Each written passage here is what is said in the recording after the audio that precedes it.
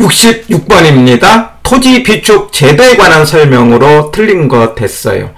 1번 토지 비축 제도는 정부가 직접적으로 부동산 시장에 개입하는 정책 수단이다. 맞죠? 예. 그래서 간접을 기억하시고, 간접은 4개가 있는데 금, 보, 세, 행. 금융지원, 보조금, 세금, 그 다음에 행정지원. 이런 것들은 간접이다. 기억합니다. 특별히 LH를 통해서 하는 것은 직접 개입으로 구분하자. 2번 토지 비축 제도의 필요성은 토지의 공적 기능이 확대됨에 따라 커질 수도 있다. 맞습니다. 토지 비축이라는 것은 정부가 땅을 미리 사놨다가 필요한 때에 이제 사용하는 제도가 토지 비축입니다. 3번 토지 비축 사업은요, 사전에 비축하여 공공사업의 원활한 시행과 토지시장의 안정에 기여할 수 있다. 맞습니다. 4번 토지 비축은요, 사적 토지 소유 편중 현상으로 인해 토지 보상 비용의 고비용의 문제를 완화할 수 있다. 맞습니다. 정부가 땅이 필요할 때, 또는 이제 지자체에서 땅이 필요할 때 국가가 땅을 갖고 있으면은 국가 땅을 가지고 땅을 활용할 수 있잖아요. 그런데 국가 땅이 없다면은 땅을 사야 되잖아요. 그러면 이제 세금이 부담되는 거죠. 4번이 맞는 말. 5번 공공토지 비축에 관한 법령상 토지 비축은요, 지자체에서 관리하기 때문에 관리의 효율성을 기대할 수 있다. 이게 틀렸어요. 자, 공공토지 비축은요, LH를 통해서 하게 되고 관리도 LH를 통해서 하게 됩니다. 그러다 보니 관리 측면에서는 문제점이 좀 있어요. 그래서 관리가 문제점으로 보는 거지 장점으로 보는 건 아닙니다. 5번이 틀렸고, 바로 이 부분을 체크포인트로 점검을 해보겠어요. 66번의 정답은 5번입니다.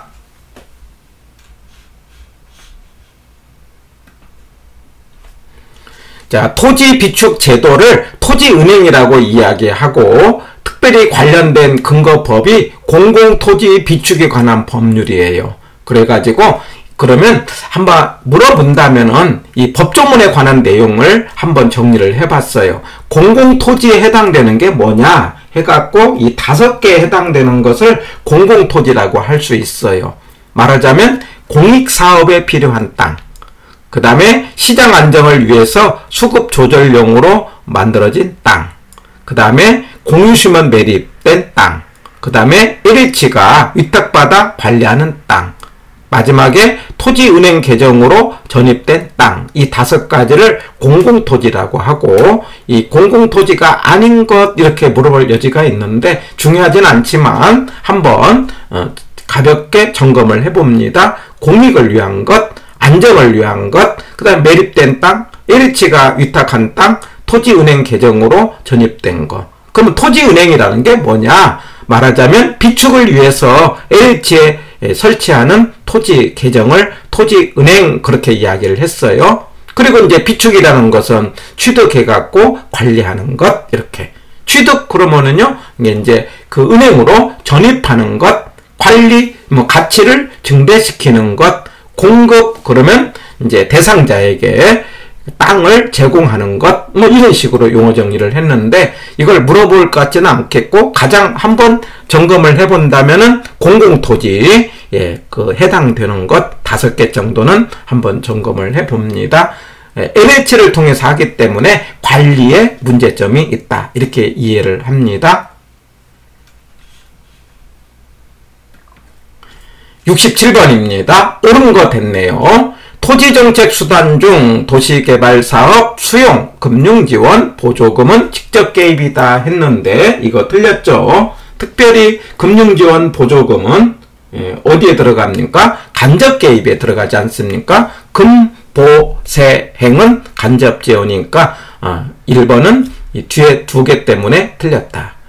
2번 개발권 양도제는 개발사업의 시행으로 이익을 얻은 시행자로부터 불로소득적 증가분의 일정액을 환수하는 제도. 이게 개발권 양도예요? 아니면 개발 부담금이에요? 바로 일정액의 증가분을 환수하는 제도는 개발 부담금이죠. 그래서 2번은 틀렸다. 개발권 양도 개발을 못하게 해갖고 손실이 됐을 때 소유권과 개발권을 분리해서 개발권을 팔도록 했다. 이런 개념이 개발권 양도. 그 다음에 3번 선매. 허가지역 구역 내에서 허가 신청이 있을 때 우선하여 미리 산다 이거예요. 그래서 매수하는 제도 3번이 맞습니다. 이때에 매수를 하는데 협의 매수라고 하는 것, 강제 수용이 아니고 협의 매수라는 것 기억을 합니다. 4번 토지 적성평가는요. 이 적성평가는 적합한 성질을 평가한다 해갖고 바로 5번에 해당되는 내용이 적성평가입니다. 개발과 보존에 문제가 생겼을 때 개발할 거냐 보존할 거냐, 케이블카를 놓을 거냐 아니면 이제 자연환경을 보존할 것이냐, 문제가 생겼을 때 이를 합리적으로 조정하는 방법이 토지의 적성평가. 이게 틀리다 이 말이에요. 그 다음에 5번은 그러면 이제 구획 정리하고 이용가치가 높은 땅으로 전환하는 것은 환지를 말하는 거죠. 그 다음에 5번의 허가제는 이제 맞으면 그 토지 거래를 허가하게 하는 제도, 급등할 이제 염려가 있을 때 이제 허가하는 제도가 토지 거래 허가제이기 때문에 67번의 정답은 3번이 되겠습니다.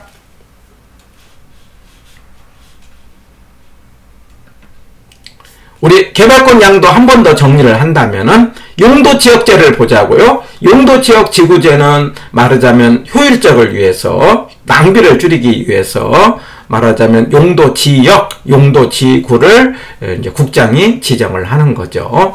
그래서 이게 효율성을 위한 정책이기 때문에 지역 간의 형평성에 문제가 있다. 그리고 이 세대 간의 형평성, 이건 달성이라고 하자고 그랬죠. 정부가 용도를 지정함으로 인해 갖고 우리와 우리 후손이 한정된 국토를 나눠 쓴다라는 개념을 세대 간의 형평성이라고 하고, 바로 이거는 용도지역지구제의 목적이 된다는 것 기억하시고요. 그 다음에 용도지역지구제를 하게 되면은 그 용도로, 하나의 용도로 통일됨으로 인해서 나쁜 용도가 생기지 않으므로 부의 외부 효과가 감소된다. 이게 가장 많이 물었죠? 그래서 용도지역지구제는 부의 외부 효과가 감소되고 주변 환경이 좋아지니까 수요가 증가되고 가격이 상승하고 초과 이윤이 있고 공급이 증가된다. 이 네 단계가 생기는 거죠. 수, 가, 초, 공. 수요의 증가, 가격의 상승, 초과 이윤의 발생. 그런데 이 초과 이윤은 기존의 소유자가 초과 이윤이 있다는 것, 그리고 초과 이윤은 단계만 있다는 것. 그래서 초과 이윤이 있으면 장기적으로 공급이 증가되는데, 이제 이거는 패턴으로, 그래서 비용 고정 그러면 이제 원래 가격, 비용 증가 그러면 원래보다 높은 가격. 만약에 비용 감소 이런 말이 있다면은 원래보다 낮은 가격. 패턴으로 생각하시면 되는데 상대적으로 조금 덜 중요하죠. 자, 이렇게 해서 지역지구제는 효율성을 위해서 했는데 문제점은요, 지역 간의 형평성에 문제가 있다. 그래서 이를 보완하는 제도로 TDR이 있는데, 그러면 이제 TDR은 형평성을 위한 제도가 되죠. 어떻게? 소유권과 개발권을 분리해서 개발권만 팔도록 했다. 양도한다는 점에서 정부가 보상한 게 아니고 시장에서 보상했고, 시장에서 보상을 받을 때 많이 받으려면은 규제가 많을수록 효과적이다. 이렇게 말할 수 있고, 미국에서는요, 말하자면 그 자연환경 보존이라든가 특별히 역사적 유물 같은 걸 보존하기 위해서 사용하고 있는데, 아직 우리나라는 TDR 제도를 활용하고 있지 않다. 이렇게 체크를 합니다. 우리가 안 하고 있는 것 5개, 택, 토, 종, 개, 공 이렇게 기억을 해봅니다. 자, 68번인데요. 68번부터는요, 주택정책에 관련된 내용을 보도록 하겠어요. 자, 주택정책에 관련으로 틀린 거 됐는데, 1번, 금융지원은 간접 개입이다. 맞죠? 금보세행, 그러기 때문에 맞는 것. 그 다음에 2번 주택정책은 주거 안정을 보장해 준다는 측면에서 복지 기능도 있다. 맞습니다. 예. 그 다음에 3번 PIR, RIR 그러니까 P는 가격이에요.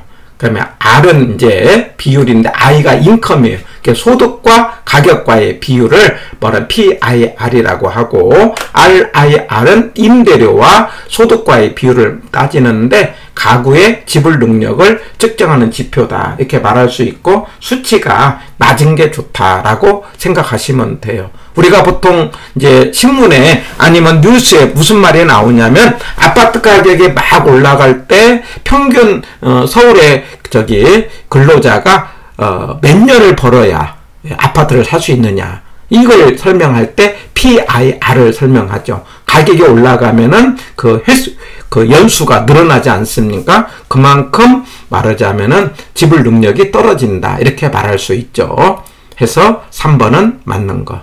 4번 공공임대주택의 공급정책은 입주자가 주거지를 자유롭게 선택할 수 있다. 이게 틀린 거죠. 정부가 임대아파트 만들어주면은 그곳에 가기 때문에 주거지 선택이 이제 제한되죠. 그래서 주거지 선택을 위한다면은 공급 측면에 해당되는 공공임대주택보다는 수요 쪽에 해당되는 보조금 정책이 보다 더 주거 선택의 자유를 보장한다. 이렇게 말할 수 있어요. 4번은 틀린 것. 5번 주거복지 정책의 급여 소비자 보조로 볼 수 있죠. 예, 우리나라 하고 있죠. 해가지고 68번의 정답은 4번이 되겠습니다.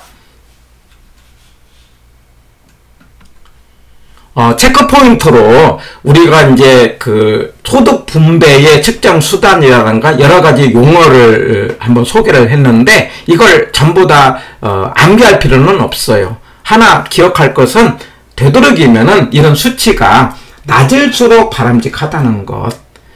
예, 그러니까 이제 10분이 뭐 5분 이런 말들이 쭉 있는데 이걸 굳이 알 필요는 없겠고요. 어떻든 이런 무슨 비율이 나오면 개로는 낮을수록 바람직한데 그런데 이거 10분위 분배는요. 이게 반대로 됐어요. 5분이라고 비교해보면은. 그래서 10분위만 높을수록 그리고 나머지는 다 낮을수록 진위계수 그러면은 이제 이 소득의 불평등을 이제 나타내는 계수로서 1하고 0 사이 숫자인데 0.3 얼마 이렇게 나와요. 그러면 숫자가 낮을수록 평등해진다. 그래서 모든 숫자가 낮을수록 바람직하다. 그러나 10분위 분배율 그리고 우리 투자할 때 부채 감당률 기억납니까? 부채 감당률, 특별히 부채 감당률은 꼭 알아야 되겠죠? 바로 이런 것들은 숫자가 클수록 바람직하다. 이런 정도 체크를 합니다.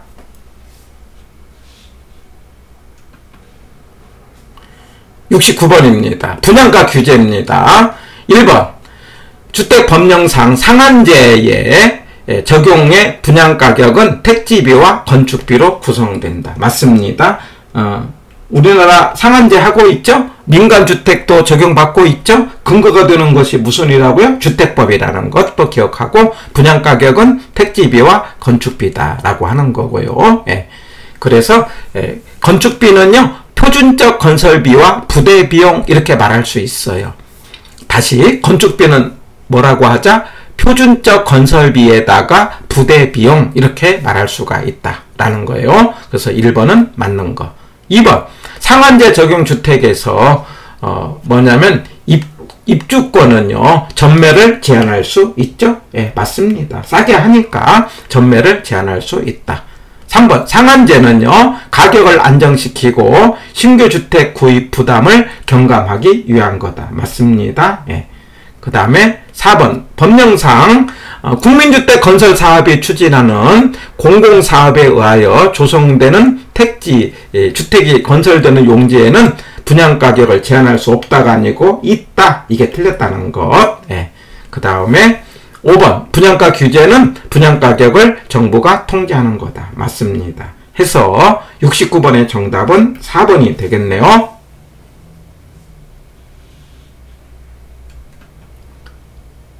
자, 체크 포인트로 지금까지 우리가 공부했던 내용들을 이제 상한제, 임대료 규제를 가지고 한번 정리를 해보겠습니다. 대단히 중요한 내용이 되겠어요. 분양가 상한제라는 것은 이제 목적, 그러면 이제 가격 안정이죠. 그리고 이제 상한제를 할 때는 시장에서 형성된 가격보다 낮게 한다는 거. 그래서 낮게 하기 때문에 뭐라고 하는 거니? 최고 가격제라고 하죠. 최저가 아니고 뭐라고 한다? 최고다. 그런데 낮게 해야 될 건데 만약에 높게 한다면은 아무런 효과가 없다. 이렇게 문제를 풀고, 만약에 이게 이제 그 분양가가 아니고 임대료를 규제를 할 때는 소득을 재분배하는 효과가 있다. 소득의 재분배라는 건 부자 걸 뺏어다가 서민 준다. 이렇게 생각하시고, 우리가 시험에 나오는 소득의 재분배 정책은요, 3개가 있어요. 제가 누인공 이렇게 외자고요. 누진세, 그 다음에 임대료 규제, 공공임대. 그래서 누인공은 소득의 재분배 효과를 가져온다. 자, 그런데 이런 재분배 효과는요, 공급이 비탄력적일수록 정책의 효과가 크다라고 하는 거예요. 자, 그런데 이 정책이라는 것은요, 무조건 단기에는 효과가 있어요. 왜 그럽니까? 정부가 하는 정책이라는 건 강제로 하기 때문에 단기에는 무조건 효과가 있다. 그러나 장기로 가면은 뭐가 있어요? 문제점이 생기는 거죠. 이렇게 기억하고, 그리고 이제 분양가를 싸게 했기 때문에 초과 수요가 생기죠. 그런데 초과 수요는 장기적으로 탄력적일수록 초과 수요가 크다. 이렇게 말할 수 있어요. 여기까지가 단기의 분양가 상한제 또는 임대료 규제의 효과라고 한다면은, 이제 장기적으로 가면은 문제점으로 질이 떨어지고 공급이 줄어듭니다. 공급이 주니까 이중 가격 생기고요. 공급이 적으니까 임차인들의 주거 이동이 어렵다. 이렇게 말할 수 있어요. 그래서 여기까지는 이제 임대료 규제 내지는 분양가 상한제에 관련된 정책이라면은 특별히 이제 총체적으로 이 부분을 꼭 체크 포인트 합니다. 만약에 비탄력일수록, 우리가 비탄력이라는 말이 무슨 말입니까? 물량이 적다, 수량 변화가 적다, 이런 개념이에요. 그래가지고 제가 이제 총수입, 그 다음에 세금, 그러면 탄저비고 이런 말 하자고 그랬어요. 그래서 비탄력일 때 말하자면 고가 전략을 하면은, 비고 하면은 총수입이 커진다. 이렇게 하자는 것. 그 다음에 이제 다음에 조세정책에서 세금 이야기를 하게 될 건데, 정부가 세금을 부과했을 때 비탄력이면은요, 갈 데가 없어요. 그러면은 정부의 세 부담이 커진다. 그래갖고 비탄력일수록 갈 데가 없어서 세금 부담이 커진다. 이렇게 기억하시고요. 그리고 이제 탄력성과 기울기는 반대잖아요. 비탄력이라는 것은 기울기가 급하다 말할 수 있어요. 그런데 급하다는 말을 기울기가 크다 이렇게 말할 수 있어요. 그 다음에 이제 아까 비탄력일수록 임대료를 규제하면은 소득의 재분배 효과를 가져오는데, 말하자면은 임대료 규제하면 주인과 세입자 입장에서 주인을 손해보게 만들고 세입자를 이득보게 함으로써 물량이 적을수록 가격이 많이 올라가는데 못 올라가게 하기 때문에 재분배 효과가 커진다. 이렇게 말할 수 있어요. 그 다음에 경제지대라는 말이 있죠. 경제지대, 그러면 제가 준지대를 한번 기억하면서 땅이 아니면서 기계기구가 일시적으로 지대 성격을 갖고 있는 게 준지대인데, 지대라는 것은 부증성이에요. 물량이 적을 때 생기는 거예요. 자, 그럴 때 마샬이라는 사람이 이야기를 했는데, 이게 일시적이 아니고 영구적으로 나타나는 지대가 경제지대인데, 제가 편의상 더 받는 돈 이렇게 하자고 그랬어요. 그걸 파레토 지대라고도 해요. 좀 어렵죠? 그런데 더 받는 돈은요, 물량이 적을수록, 내가 적을수록 경제지대가 커집니다. 결론적으로 비탄력일 때 모든 문제가 커지죠. 총수입 고가 전략일 때 세금도 커져요. 기울기도 커져요. 임대료 규제 효과가 커요. 경제도 커져요. 자, 그런데 이거 다음에 세금에서 이야기를 하겠는데, 정부가 세금을 부과하면은요, 반드시 경제적 손실이 생겨요. 그런데 이 경제적 손실은 비탄력일수록 작아진다는 거. 바로 이 부분만 꼭 체크를 합니다. 일반적으로 비탄력일수록 커지지만 그러나 세금 부과로 비탄력적일수록 작아진다는 것 꼭 체크 포인트 하고 밑에 거 한 문제 나온다 생각하고 이제 종합적으로 정리를 해 보시기 바랍니다.